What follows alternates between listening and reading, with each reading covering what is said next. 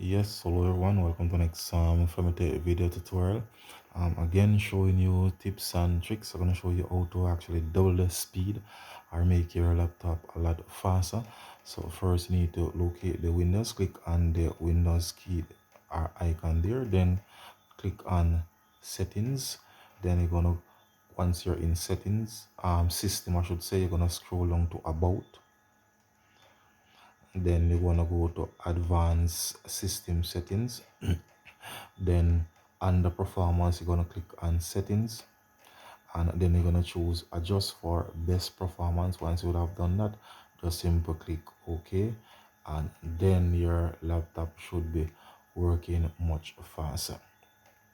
So once again guys, if you're new to my YouTube channel, again please remember to click on that subscription button. Of course, leave your comments in the comment section of the video and share the video. Once again guys, thanks for viewing. Famitech is out of here.